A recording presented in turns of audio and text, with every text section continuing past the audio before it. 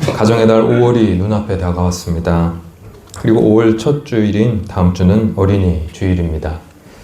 그렇게 다음 주일과 더불어 이 어린이 주일을 한 주 앞둔 오늘은 주님이 말씀하신 아이와 같은 신앙의 모습이 무엇인지 그 의미를 함께 나누고 묵상하기를 원합니다. 오늘 본문에서 제자들이 예수님께 질문한 것을 보게 됩니다. 제자들이 예수님께 질문했습니다. 천국에서는 누가 큽니까? 그러자 예수님이 한 어린아이를 불러서 제자들 가운데 세우신 후에 말씀하셨습니다. 진실로 너희에게 말한다. 너희가 돌이켜 어린아이들과 같이 되지 않으면 결단코 천국에 들어가지 못한다. 누구든지 이 어린아이와 같이 자기를 낮추는 사람이 천국에서 큰 자다. 예수님은 천국에서 누가 큰 자이냐고 묻는 제자들의 질문에 어린아이와 같이 자기를 낮추는 자가 큰 자라고 말씀하셨습니다. 즉 천국에서 크게 대접받는 사람은 어린아이와 같이 자기를 낮추는 겸손한 사람이라는 것입니다. 겸손한 사람이 천국에서 큰 사람이니 너희는 어린아이와 같이 겸손하라는 것이 제자들의 질문에 대한 예수님의 대답입니다. 그런데 이 예수님의 대답 이전에 나오는 3절의 말씀을 얼핏 보면 뭔가 석연치 않은 부분이 있음을 발견하게 됩니다. 제자들이 생각하고 있던 것에서 벗어난 예상 밖의 대답이 예수님의 입에서 나왔기 때문입니다.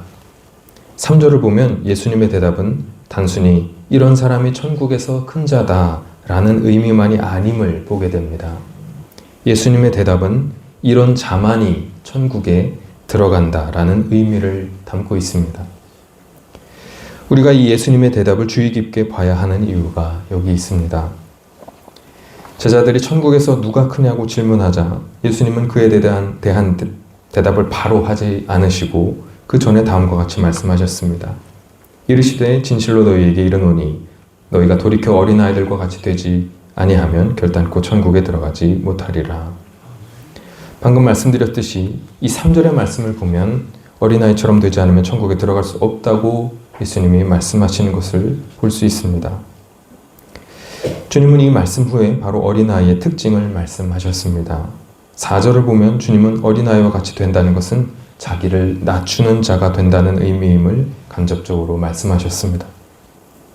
즉 바로 겸손이 우리가 반드시 본받아야 할 어린아이들의 덕목임을 알 수 있게 하셨습니다. 이에 해당하는 다른 복음서의 본문은 마가복음 9장과 누가복음 9장입니다. 이 두 본문 다 제자들이 자신들이 더 큰 사람이라고 쟁론했던 것을 배경으로 삼고 있습니다. 자신들을 내세우고자 하는 제자들을 보신 주님이 그들에게 낮아짐, 즉 겸손에 대해 가르치신 본문입니다. 이에 해당하는 본문이 누가복음 9장 48절 후반부에 보면 이런 말씀이 있는 것을 볼 수 있습니다. 너희 모든 사람 중에 가장 작은 그가 큰 자니라. 이런 점들을 볼 때 주님은 우리가 어린아이에게 본받아야 할 점으로 자신을 작은 자로 여기는 것, 즉 겸손을 말씀하신 것이 틀림없습니다. 이러한 점들과 함께 오늘 읽은 본문의 3절과 4절 이 두 말씀을 종합해 보면 우리는 예수님의 이 말씀이 어린아이와 같이 겸손한 자가 천국에서 큰 자이며 이렇게 어린아이처럼 겸손해지지 않는다면 천국에 들어가지 못한다라는 의미라고 결론을 내릴 수 있습니다. 세상 사람들은 겸손은 미덕이라는 생각을 가지고 있습니다. 그리고 이 미덕이라는 것을 세상을 살아가는 동안 필수적으로 해야 하는 것은 아니지만 그렇게 하면 좋은 것, 그러한 덕을 갖추면 좋은 것이라고 생각합니다. 반드시 할 필요는 없지만 그것을 하면 좋기는 한 것, 이것이 미덕이라고 봅니다. 양보할 필요는 없지만 양보하면 좋은 것, 예의 바를 필요는 없지만 예의 바르면 좋은 것, 착할 필요는 없지만 착하면 좋은 것 등의 말들에서 알 수 있듯이 오늘날 이 미덕이라고 간주되는 신념과 선행들은 이 세상에서 반드시 할 필요는 없지만 그것을 하면 좋기는 한 것으로 취급되곤 합니다. 심지어 교회를 다니며 신앙생활을 하는 사람들도 성경에 나오는 여러 가지 미덕들을 반드시 실행할 필요는 없지만 하면 좋은 것이라고 생각하기도 합니다.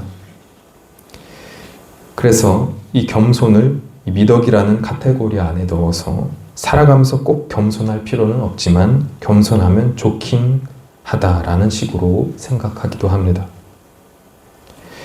이것은 맞는 생각일까요? 예수님은 이에 대해서 어떻게 말씀하실까요?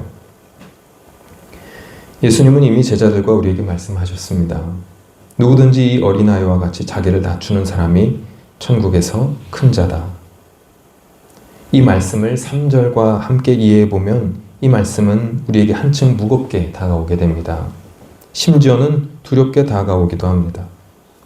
너희가 돌이켜 어린아이들과 같이 되지 않으면 결탄코 천국에 들어가지 못한다. 앞서 말씀드렸듯이 이 말씀은 어린아이들처럼 자신을 낮추는 겸손한 사람이 되지 않는다면 그 누구도 천국에 들어가지 못한다는 뜻이기 때문입니다. 다소 충격적인 말씀입니다. 이쯤 되면 우리는 질문하지 않을 수 없습니다. 그럼 나는 겸손한 사람인가? 이 질문은 다시 이런 질문으로 이어지게 됩니다. 예수님이 말씀하시는 겸손은 무엇인가? 어떻게 하는 것이 겸손한 것인가? 이 질문은 꽤 무거운 것이 될 수밖에 없습니다. 왜냐하면 이것은 우리의 구원 문제와 연결되는 것이기 때문입니다. 이렇듯 어린아이처럼 겸손한 사람이 천국에 들어간다면 이는 우리에게 단순히 하면 좋고 안 해도 상관없는 그런 미덕과 같은 가벼운 사항이 아닌 것입니다. 그렇다면 우리는 이 질문을 할 수밖에 없습니다. 과연 어떻게 하는 것이 겸손한 것일까요? 오늘 그리고 다음 주까지도 이어지는 이 말씀 선포의 주제는 바로 이 어린아이와 같은 겸손이 무엇인가에 대한 것입니다. 겸손에 대한 말씀을 나누기 전에 방금 언급했던 4절에 어린아이와 같이 되라는 말씀에 대해 흔히 가지는 오해에 대해서 먼저 짚어보기를 원합니다. 우리는 어린아이와 같이 되라는 예수님의 말씀을 들으면서 때때로 어떤 의문을 품게 됩니다. 어린아이들의 특성을 한 가지씩 생각해 보면서 과연 이렇게 성숙하지 않은 어린아이들의 특성을 본받으라는 것인가? 라는 의문을 품게 되기도 합니다. 어른에게 비교되는 아이들의 특성은 무엇일까요? 아이들은 어른에 비해 사물이나 상황을 보는 시야가 좁습니다. 그래서 사물이나 상황에 대한 깊이 있는 추론을 하지 못하기 때문에 타인에 대한 배려도 역시 얕습니다. 자신의 것을 다른 사람에게 양보하거나 자신이 무언가 누릴 차례를 인내심을 가지고 기다리지 못하는 모습들을 보면 알 수 있습니다. 어떤 이치를 깨닫는 것도 느리고 일을 처리하는 것도 서툽니다. 어른이 단숨에 해낼 일을 어린아이는 꽤 오랜 시간이 걸려서 하거나 아니면 결국 해내지 못하는 경우가 많습니다. 삶의 거의 모든 면에서 어른보다 아이가 모자랍니다. 그렇다면 어린아이와 같이 되라는 말씀은 이와 같은 어린아이의 특성처럼 서툴고 모자라게 되라는 뜻일까요? 약삭 빠른 사람이 되지 말고 어수룩한 사람이 되라는 뜻일까요? 그렇지는 않습니다. 어수룩한 사람이 되거나 비성숙하게 되라는 것이 하나님의 뜻이라면 우리는 왜 나이를 먹으면서 성숙하게끔 창조되었을까요? 2008년에 개봉했던 벤자민 버튼의 시간은 거꾸로 간다라는 영화를 아시는 분이 있을 것입니다. 그 영화 속 벤자민 버튼은 보통 사람들과는 다른 모습으로 나이를 먹어간 사람이었습니다. 아이로 태어나 노인의 모습으로 되어가는 것이 아니라 반대의 모습, 노인의 모습으로 태어나서 갓난 아기의 모습이 되어서 생을 마감하는 모습이 이 주인공의 인생이었습니다. 나이를 거꾸로 먹어가는 모습이 인상적인 영화였습니다. 하나님의 창조 질서는 영화 벤자민 버튼의 시간은 거꾸로 간다에 나오는 나이를 거꾸로 먹는 이 영화의 주인공과는 반대입니다. 우리는 시간이 갈수록 아이의 모습을 벗어납니다. 나이를 먹어가며 성숙해지고 노련해집니다. 이 성숙의 원리는 육체적인 것뿐만이 아니라 정신적이고 영적인 것에도 마찬가지로 적용됩니다.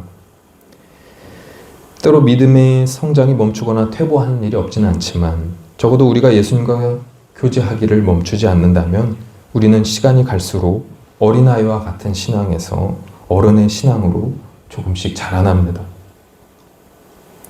바울은 고린도전서 13장 11절에 이 정신적이고 영적인 성숙에 대해서 다음과 같이 말했습니다. 내가 어렸을 때에는 말하는 것이 어린아이와 같고 깨닫는 것이 어린아이와 같고 생각하는 것이 어린아이와 같다가 장성한 사람이 되어서는 어린아이의 일을 버렸노라. 자신의 신앙과 인격이 시간이 지나면서 어린아이의 모습을 벗어버렸다라고 고백하는 것을 보게 됩니다. 이런 말씀을 보면 어린아이와 같이 되라는 말씀의 뜻은 어린아이와 같이 어수룩하게 되라는 뜻이 아니라는 것을 알 수 있습니다. 그렇다면 어린아이와 같이 되라는 예수님의 말씀은 어린아이와 같이 순수하게 되라는 뜻일까요? 우리는 흔히 어린아이의 특성으로 순수함을 꼽습니다. 그리고 그 순수함을 우리가 본받아야 할 미덕으로 말하는 경우가 많습니다. 그렇다면 어린아이처럼 순수하게 되라는 뜻이 예수님의 말씀의 바른 뜻일까요? 정답부터 얘기하자면 그렇지는 않습니다. 물론 순수하게 되라는 것은 성경에서 우리를 향해 말하는 하나님의 뜻이 맞습니다. 그럼에도 불구하고 어린아이처럼 순수하게 되라는 말이 틀린 이유는 어린아이가 순수하다는 전제가 틀렸기 때문입니다. 기독교 신앙에서 순수하다는 것은 신학적으로 순결을 뜻하는 경우가 많습니다. 이는 죄나 허물, 흠이 없는 거룩한 상태를 의미합니다. 성경은 인류의 타락 이후 모든 인간이 나면서부터 원죄가 있음을 말합니다. 조금 다른 말로 하면 죄를 짓는 길로 갈 가능성을 품고 태어남을 말합니다. 그리고 인간은 정말 여지없이 그 가능성을 표출하며 살아갑니다. 창세기 8장 21절에 보면 하나님은 이런 사람에 대해 다음과 같이 말씀하셨음을 볼 수 있습니다.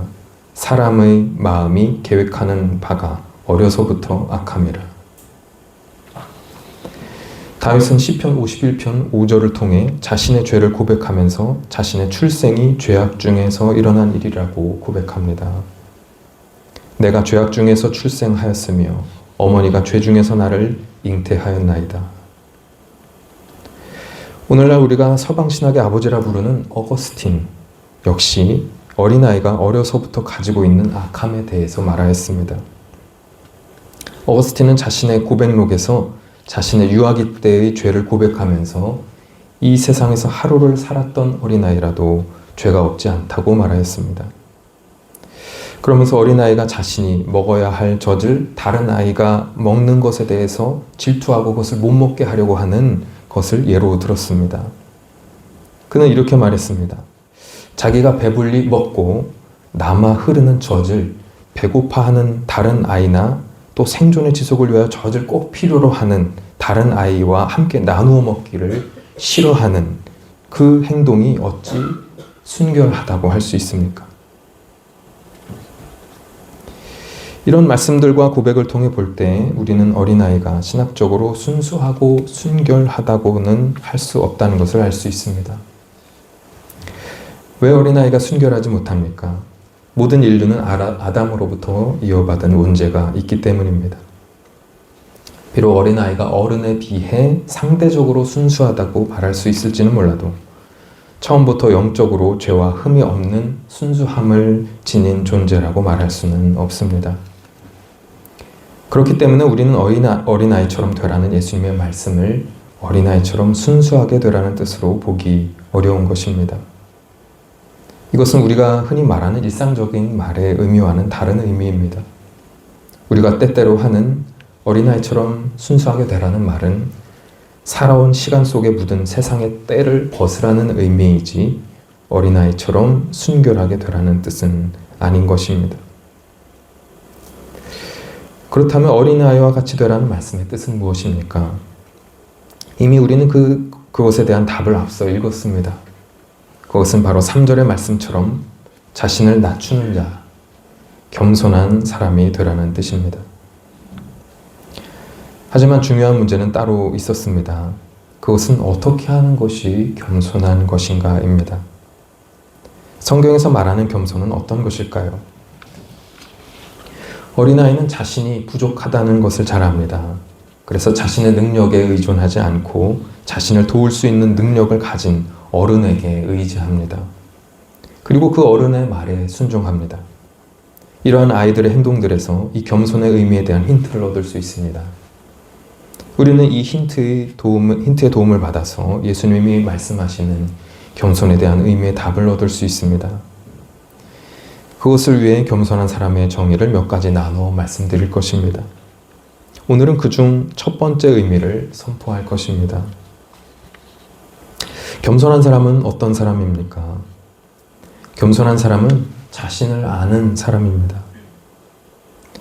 겸손이란 무엇입니까? 세상의 많은 사람들이 겸손을 자기를 내세우지 않는 자세라고 알고 있습니다. 그것이 겸손의 사전적 의미이기 때문입니다. 하지만 성경에서 말하는 겸손은 세상에서 말하는 겸손과는 다릅니다. 성경에서 말하는 겸손은 자기를 내세우지 않는 자세가 아니라 내세울 것이 없는 자신을 아는 것입니다. 무엇을 내세울 수 없다는 것입니까? 나를 내 마음대로 할 수 있는 능력, 내가 내 주인 되어 살아갈 수 있는 능력을 내세울 수 없다는 것입니다. 하나님 앞에서 어떠한 죄도 짓지 않고 완벽하게 하나님의 법을 어기지 않고 순결하고 거룩하게 살아갈 수 있는 자유롭고 독립적인 능력이 없다는 것입니다. 하나님과 관계없이 스스로 선하게 되거나 선을 행할 능력이 없다는 것입니다. 죄의 심판을 피할 능력이 없다는 것입니다. 결국 자신을 구원할 능력이 없다는 것입니다. 그래서 내세울 것이 없는 자신을 아는 것은 자신이 하나님 앞에서 하나님의 은혜가 필요한 죄인이라는 것을 안다는 뜻이기도 합니다. 왜 우리 모두는 하나님의 은혜가 필요한 사람들입니까? 우리는 자신을 자기 마음대로 할 수 없는 존재자들이기 때문입니다.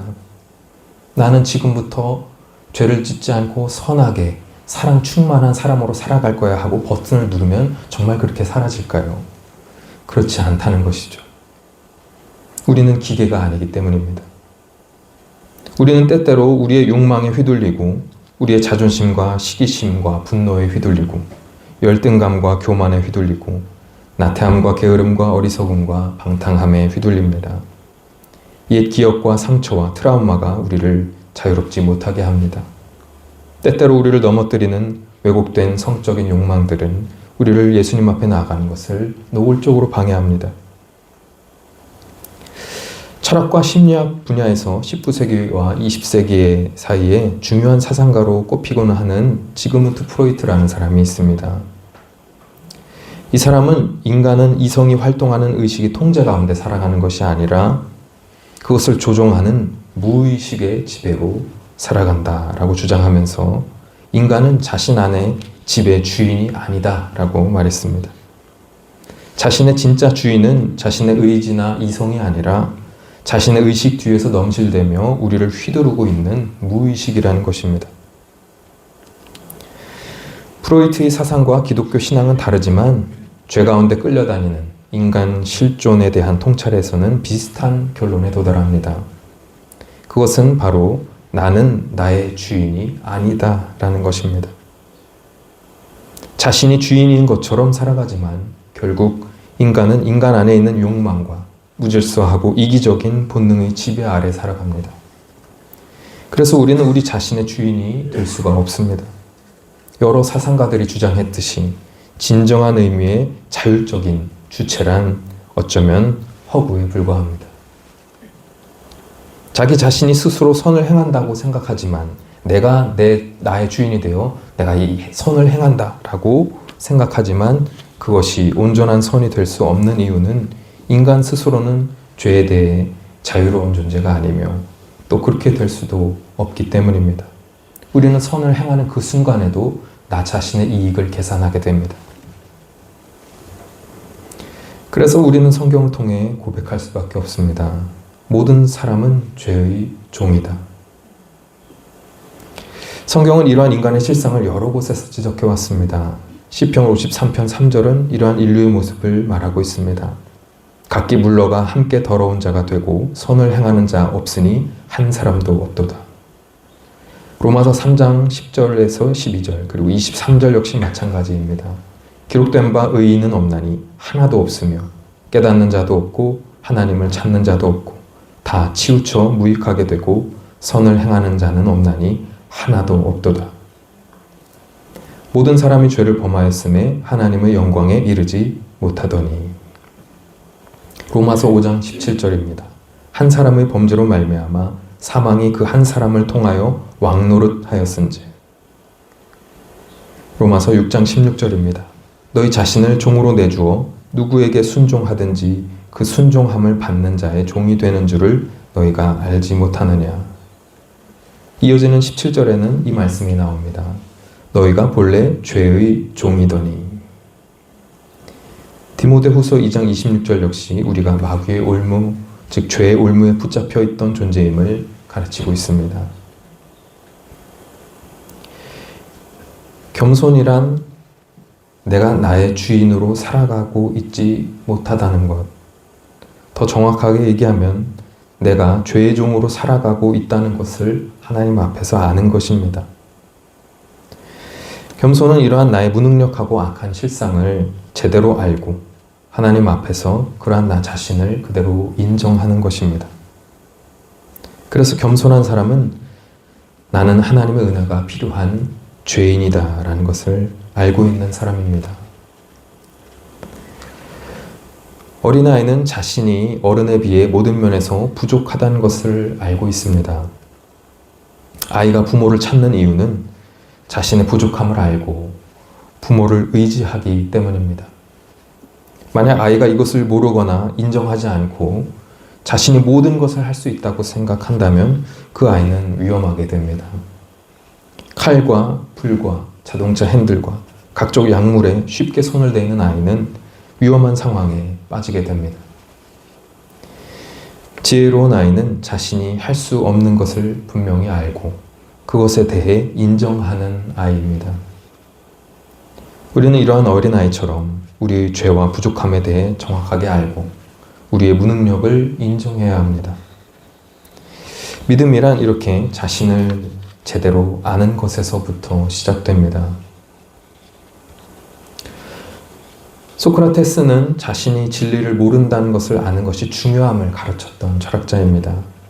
그는 이 자신이 모른다는 것을 아는 지식, 이것을 무지함에 대한 지혜, 무지의 지혜라고 말하였습니다. 내가 모른다는 것을 알고 있다라는 것.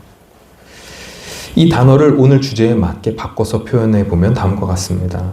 우리는 내가 할 수 없다는 것을 아는 지식, 내가 나의 주인이 될 능력이 없다는 지식, 무능력의 지를 알아야 합니다.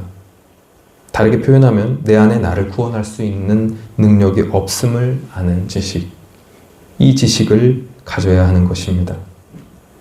우리를 구원하실 수 있는 분, 우리의 주인이 되어주실 수 있는 분은 오직 하나님이십니다. 그래서 우리는 내가 나를 구원하려는 시도를 포기하고 예수 그리스도를 통해 하나님께 나아가는 것입니다.